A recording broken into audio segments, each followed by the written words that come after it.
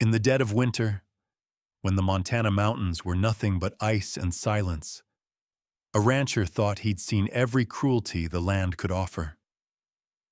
But one night, his dog began barking into the storm. What they found was not a lost traveler, but a woman bruised, bloodied, and left to die, tied to a post like she was less than human. She whispered only one thing: "Don't send me back to him." From that moment on, their lives would never be the same, because what followed was not just a fight for survival, but a battle against a darkness that had hunted her for years. And in that storm, something far stronger than fear began to burn.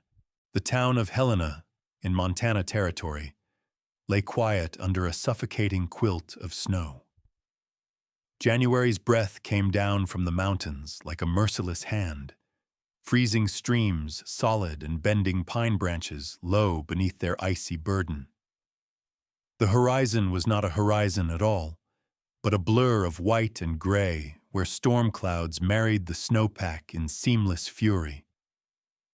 Roads were barely more than carved scars through the drifts, and the air cut like shards of glass when one dared inhale too deeply. It was the kind of winter that punished weakness, the kind of cold that made widowers and orphans without mercy. In that place, survival was not a word, but a creed carved into bone. Ethan Miller knew this creed well. He was a man hardened by both nature and loss, standing well over 6 feet, broad-shouldered from years of ranch work and hauling timber. His face carried the lines of 39 winters, and perhaps more than that in sorrow. His jaw was square, his cheekbones high, and a short beard of dark brown, already kissed with threads of gray, lent him a severe look that softened only rarely. His eyes, deep-set and storm blue, carried the weight of memory, memories of a wife he had buried 3 years prior when fever stole her breath, and of a child that never drew one. The grief had not broken him, but it had sharpened him into a man of few words, someone who relied on action, discipline, and silence. He lived on the edge of solitude, in a small log cabin set against the foothills of the Bitterroot Mountains, tending his cattle and mending fences while the world down in the valley busied itself with markets, politics, and dances. Ethan wanted none of it. His world had become the crunch of snow beneath boots, the smell of wood smoke in his coat, and the steady presence of his one true companion. That companion was Max, a German shepherd of 4 years, large and powerfully built, with a sable coat that rippled like dark fire when the wind swept across it. His ears stood tall, his amber eyes ever alert, scanning the horizon even when Ethan thought there was nothing to see. Max had come to Ethan as a pup, gifted by a neighbor who said the dog would grow into both guardian and friend. He had been right. Through the grief of burying his family, Max had stayed. He had watched, he had guarded, and on nights when Ethan drank too deeply and stared too long into the fire, Max would lay his great head against the man's knee, as though reminding him that life, though battered, still pulsed beside him. To Ethan, Max was not simply a dog. He was the last living tether that kept him from drifting fully into the void of despair. That night, as the wind screamed across the ridges, Ethan was patrolling the north edge of his land. A storm earlier had driven branches into one of his fence lines, and he meant to be sure no cattle had broken free. The lantern he carried hissed faintly, its flame straining against the gusts. Snow crunched under his heavy boots, each step sinking nearly to the calf, and his breath billowed like smoke from a furnace. Max trotted ahead, paws surprisingly sure despite the depth, tail low, nose twitching at scents carried sharp and thin on the night air. The dog stopped often, ears cocked, before resuming, always circling back to ensure Ethan followed.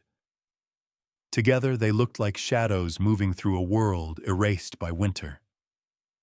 Then Max froze.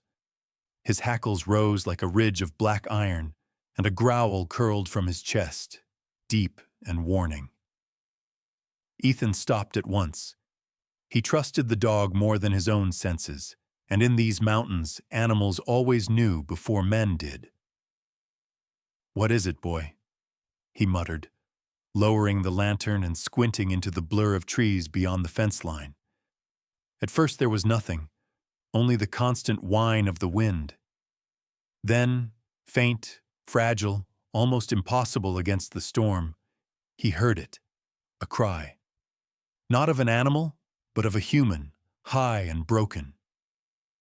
Max barked sharply and surged forward, tugging at Ethan's sleeve with his teeth before bounding into the timber. Ethan followed, heart thudding now with more than the cold. The path through the woods was treacherous, branches snapping beneath snow, roots hidden and waiting.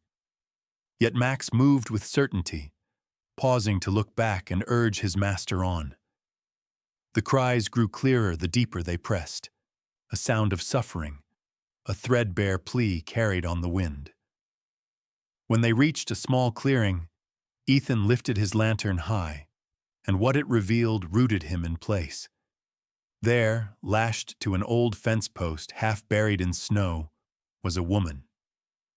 She was bound cruelly with barbed wire, the rusted metal cutting deep into her wrists and arms, blood dark against the pallor of her skin.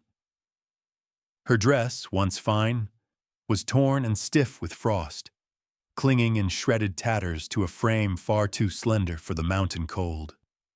Her hair, long and chestnut brown, was matted with ice, strands fused to her cheeks, where bruises bloomed a violent violet across pale skin. Her lips were split and bleeding, her lashes rimmed with frost. She swayed slightly, half-conscious, and when she tried to lift her head, the motion seemed to take the weight of mountains. Max whined low and circled her, sniffing, pawing at the snow near her feet, as though to free her himself. Ethan's breath hissed between his teeth. Anger surged hot inside him, not the wild anger of a man quick to violence, but the steady, dangerous anger of one who knew cruelty when he saw it. He dropped to one knee and pressed gloveless fingers to her throat. A pulse. Weak, fluttering, but there. His voice, usually gruff, came low, steady, almost gentle. "You're not dying here." The woman's lips moved. At first, no sound came. Then, in a whisper so faint it nearly vanished in the wind, she said, "Please, don't take me back."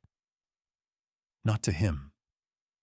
Her eyes, half-closed, flickered with terror even in their weakness. Ethan didn't ask who him was. There would be time for that, later, if she lived. He tugged the knife from his boot and cut through the wire, the barbs biting him as he worked.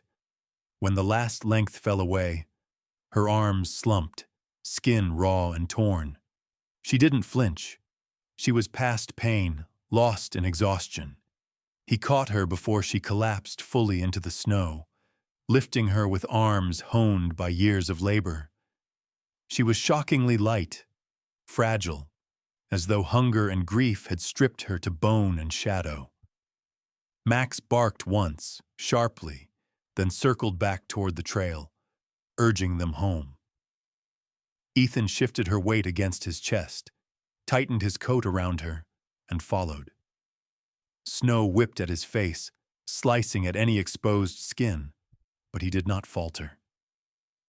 Behind him, the clearing grew empty again, the fence post standing like a gallows. Ahead lay his cabin, fireless for now, but waiting. The woman stirred once more, whispering words that barely reached him. "Don't let him find me."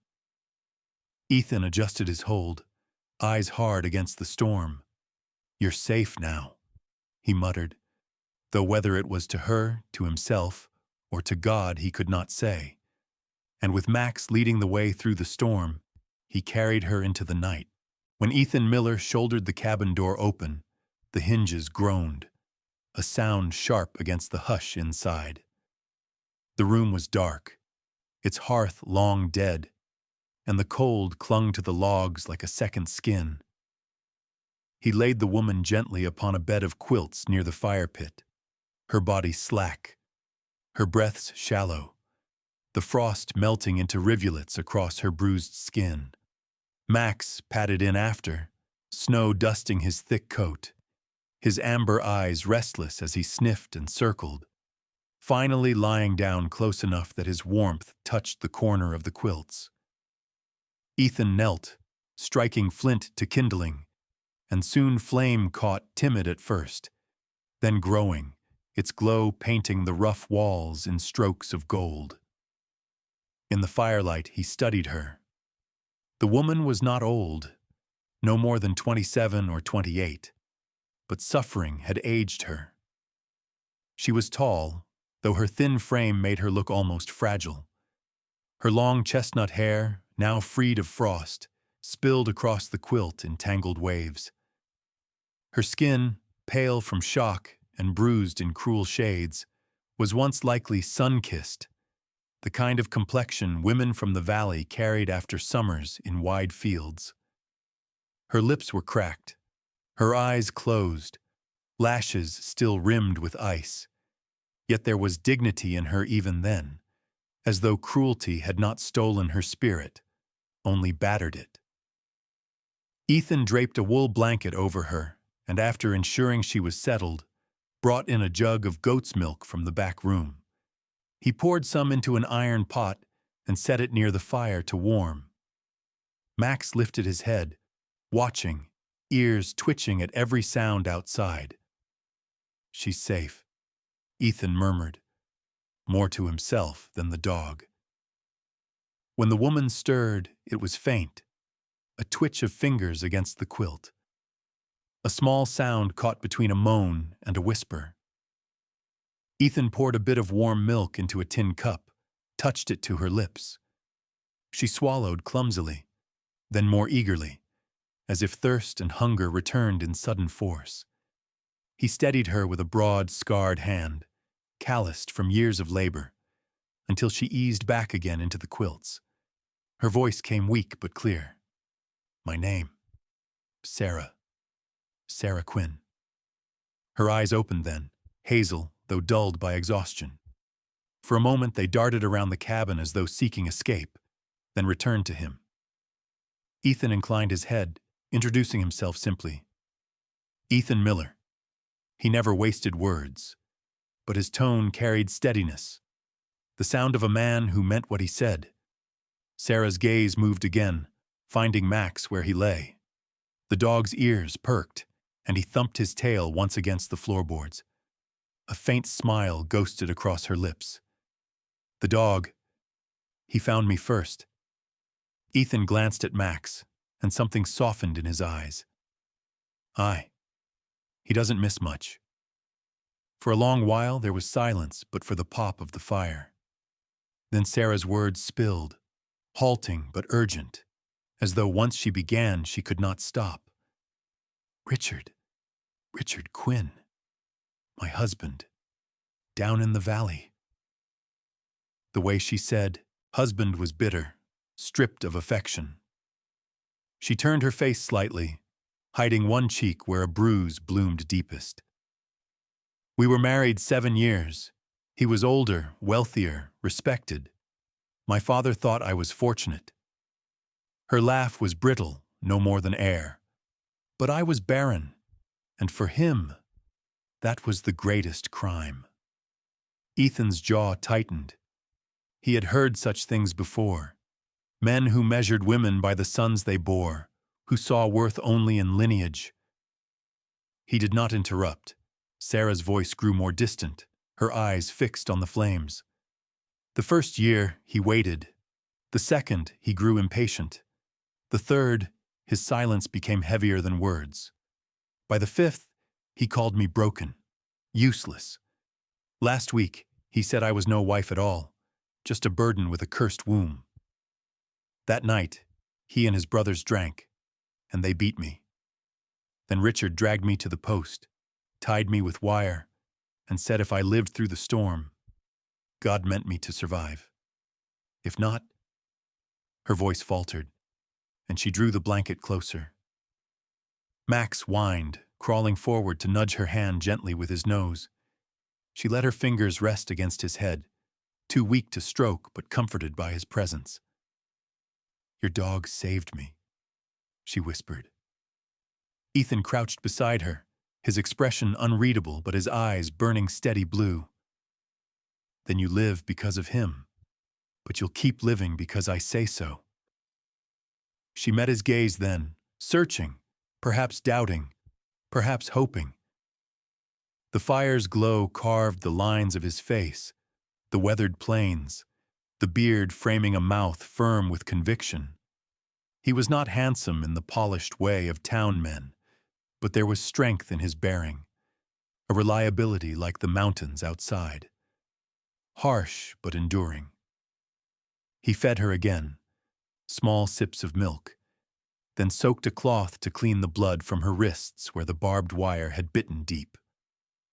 She hissed softly at the sting, but did not pull away. His hands were gentle, surprising in their size and strength, as though he knew too well how much pain flesh could endure. Later, when she had drifted into uneasy sleep, Ethan sat near the fire sharpening his knife, eyes on the flames but mind elsewhere. His wife's face came unbidden, the memory of her fever-slick brow, her whisper before the end. "Don't be alone, Ethan." He had ignored that plea, burying himself in work and silence. Yet here was Sarah, battered, unwanted, cast aside. Perhaps fate had drawn her into his path, or perhaps it was only the dog. Max lifted his head, ears turning toward the window where wind clawed at the shutters. He growled low, then settled again.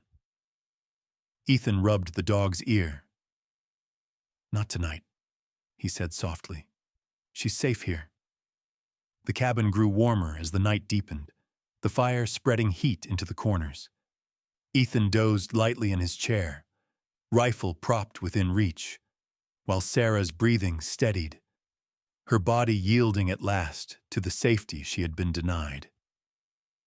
When dawn brushed pale across the frosted panes, she opened her eyes once more. Seeing Ethan asleep, head bowed, and Max curled protectively at the foot of her quilts, she whispered to herself, almost unbelieving, "I lived." And as the first true light of morning spilled across the cabin floor, the woman who had been discarded as barren and broken had, against all cruelty, survived. The thaw never came quickly in the Montana highlands. Even when the sun fought its way through the gray, the air stayed sharp, and the snow only softened enough to mask dangers beneath the crust. It was in such uneasy weather, a late February morning, that the first whispers drifted up from the valley.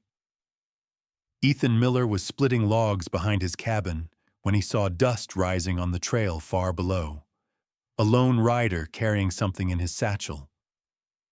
The man did not approach, only stopped near the bend, lifted a sheet of paper, nailed it to a pine with the butt of his revolver, and rode away without a word.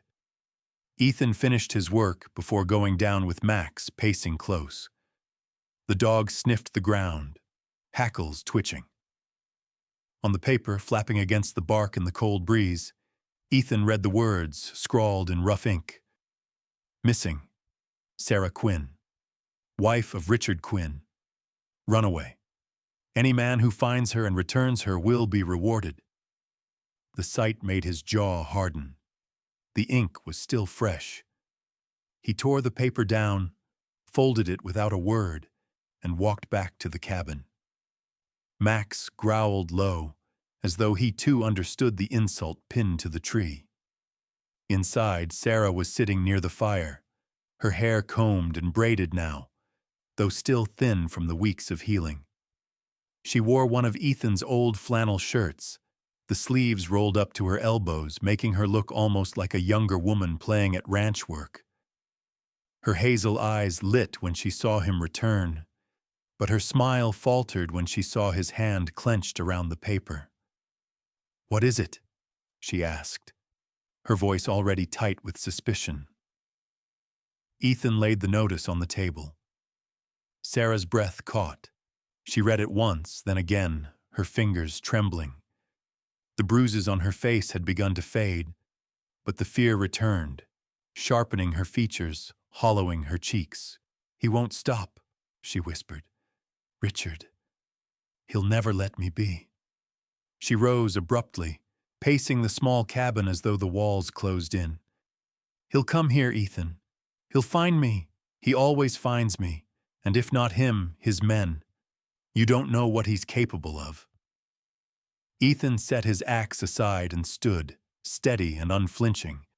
His broad frame filled the space, the firelight catching on the scar across his jawline, earned years ago in a barroom brawl when a man drew steel on him. He had not sought the fight, but when forced, he had not walked away. That scar was one of many reminders that he knew violence and what it cost. His voice came low, deep as the mountains outside. "Sarah, he does not own you. Not here." The certainty in his tone silenced her pacing, but her eyes brimmed with unshed tears. She pressed a hand against her flat stomach, as though the absence of children was a wound that refused to heal. "To him, I was less than nothing because I could not bear him a son.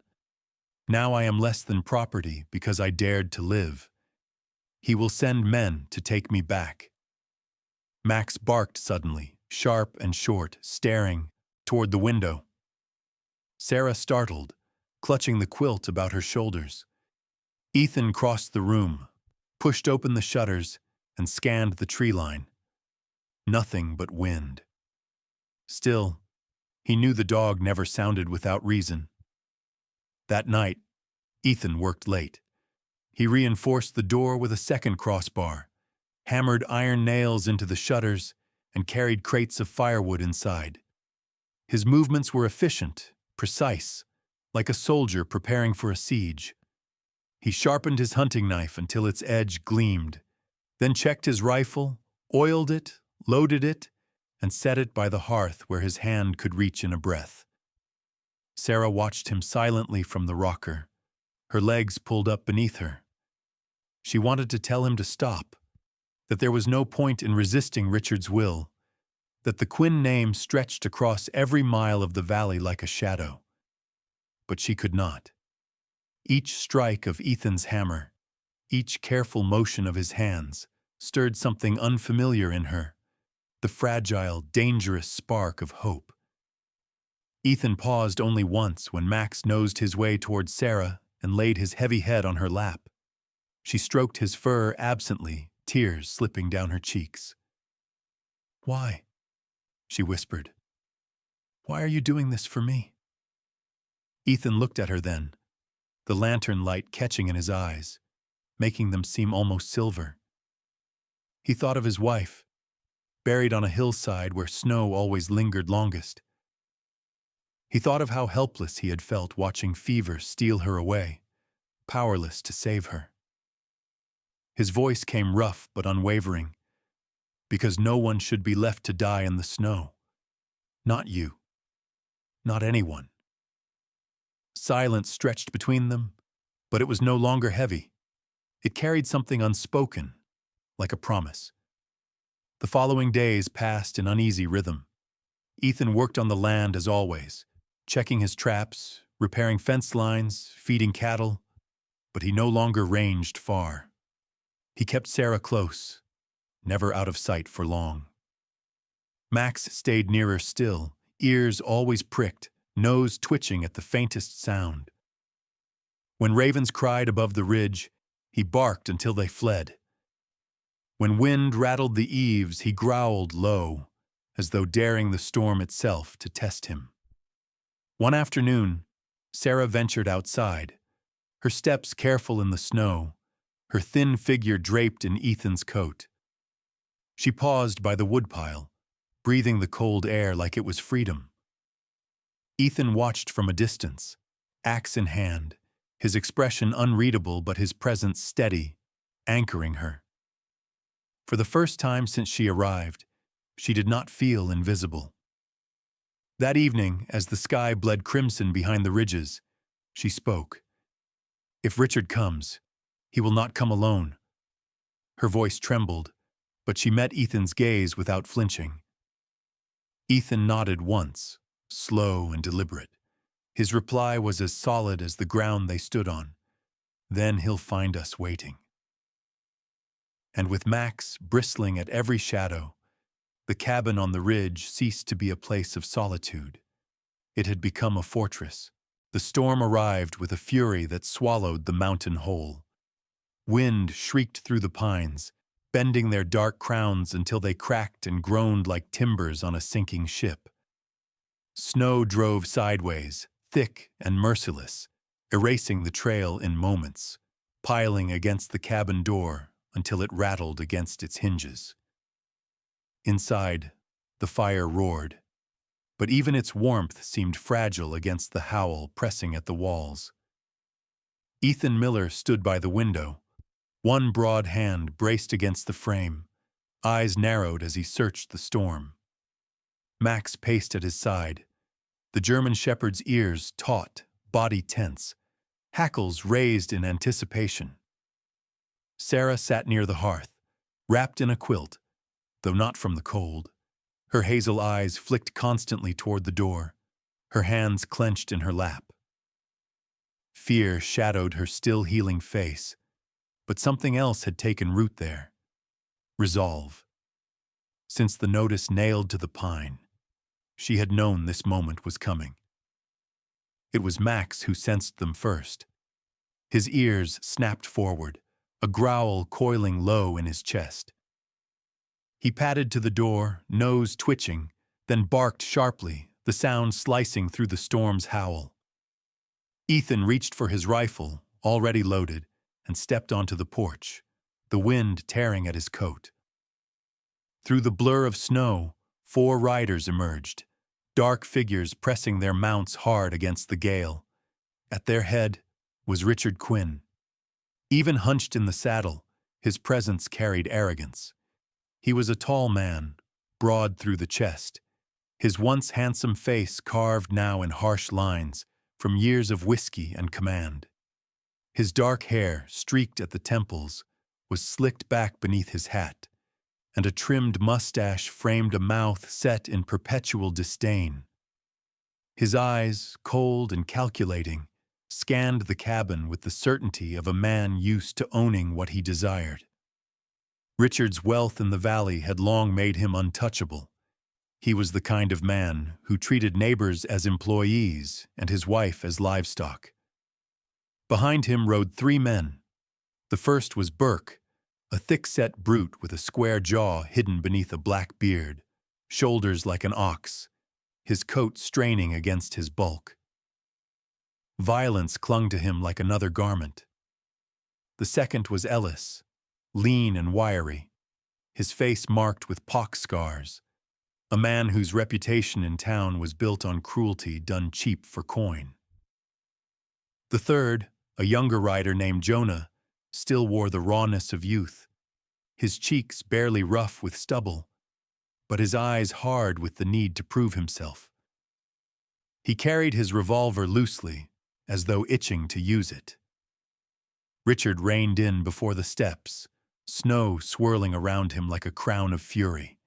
His voice carried over the storm, sharp and commanding. "Miller, you've got something that belongs to me." Ethan stepped forward, rifle held steady but not yet raised. His coat whipped in the wind, his broad shoulders unbowed, his face carved in calm lines despite the storm's rage.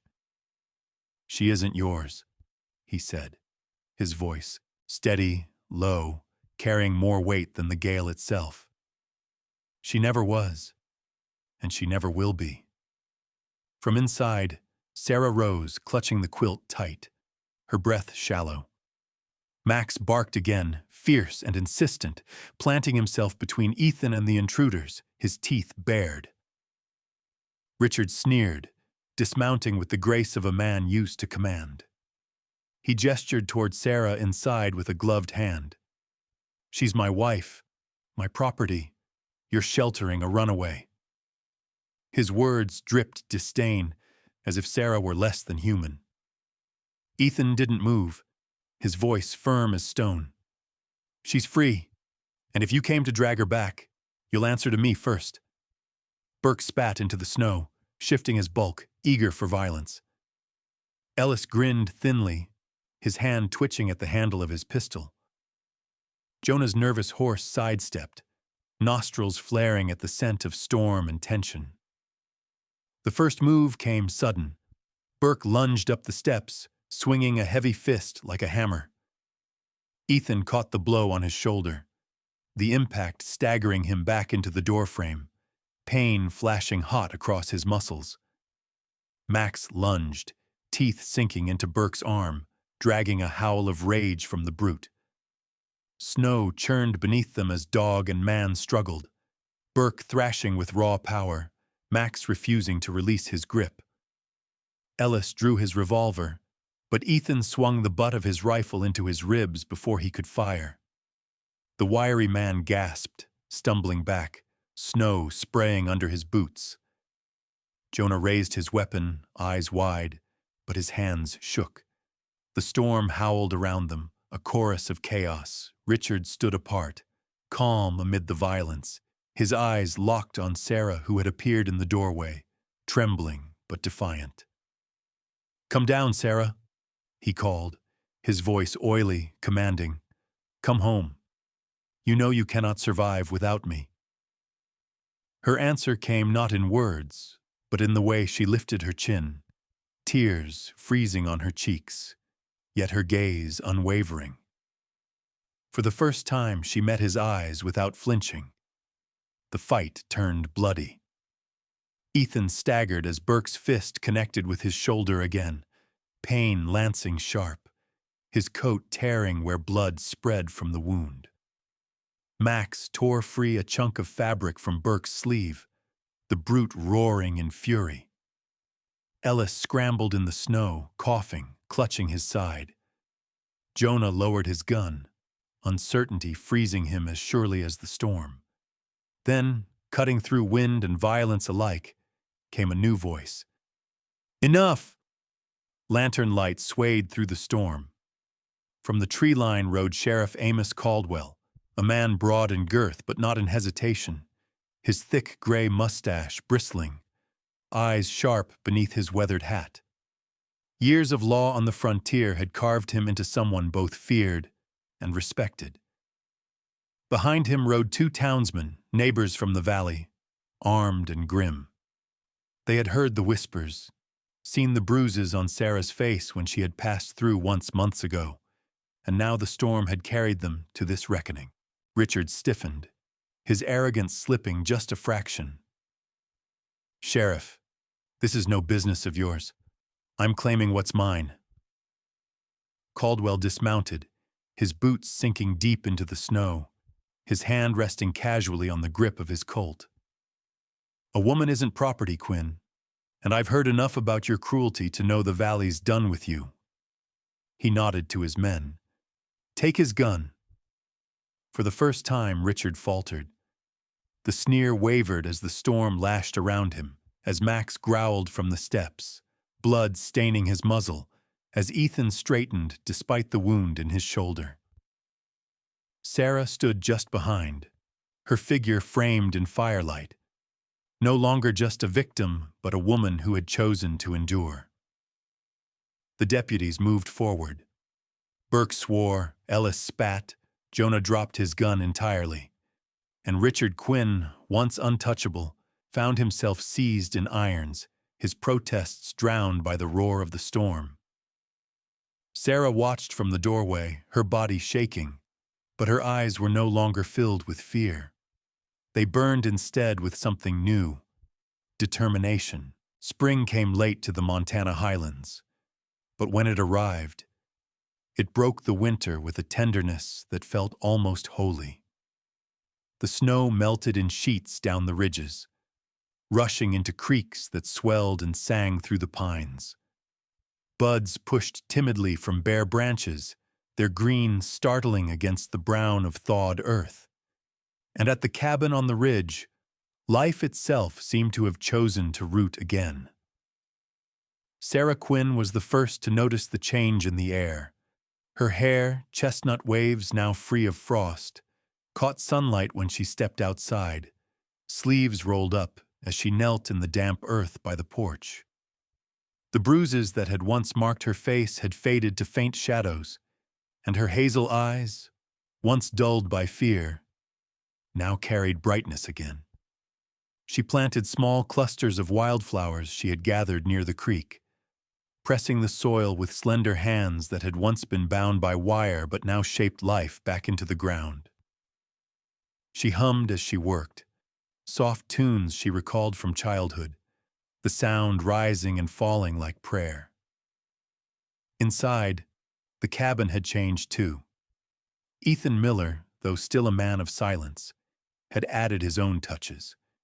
He had extended the porch with heavy beams cut from cedar, building a wide roof that gave shelter to the door and a place where travelers could sit, dry and warm, when storms rolled through. The man's face remained weathered, his beard unshaven in the manner of someone who cared little for vanity, but his blue-gray eyes had softened. He still carried the shadow of his loss, his wife buried on the hillside, the child that had never been, but Sarah's presence had shifted the rhythm of his solitude. His silence was no longer empty. Max, the German shepherd, grew restless with the warmth. His sable coat shone with new vigor, his muscles lean and taut from long runs.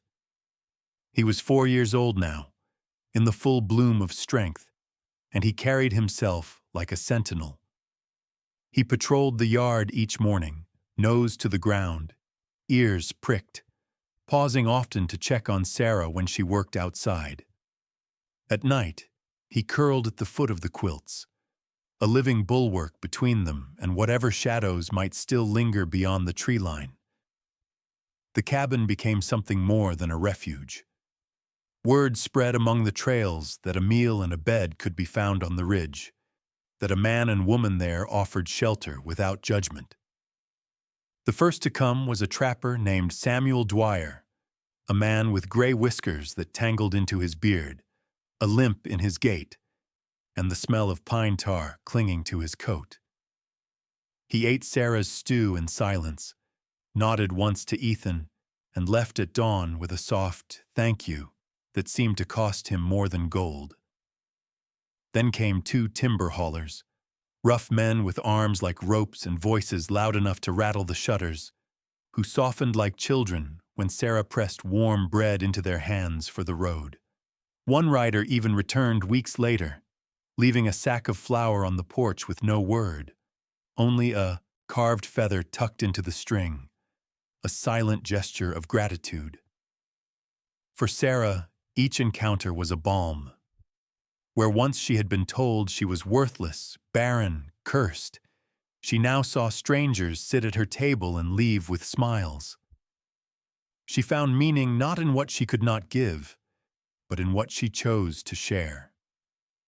The cabin rang with warmth, not from wealth, but from kindness. Ethan watched all this with a quiet pride he rarely allowed himself. He was not a man for declarations, but he repaired boots for a passing drifter without asking payment. And when a child came with his father, shy and barefoot, Ethan carved him a whistle from pine and handed it over with nothing more than a grunt. Sarah saw, though. She always saw. One evening, after the last guest had gone, the cabin was still. The fire crackled low, shadows dancing across the beams of the new porch. Sarah sat on the hearthrug, her dress plain but clean, her hair falling loose around her shoulders. She looked at Ethan, who sat in his chair, sharpening his knife with practiced care. Max dozed at his feet, tail twitching in dream. She spoke softly, almost to the fire itself. "You chose to stay with me, Ethan. When it would have been easier to let me go, you stayed." He looked up, the whetstone pausing in his hand. His eyes met hers across the glow, steady, unreadable, yet filled with something that words could not frame.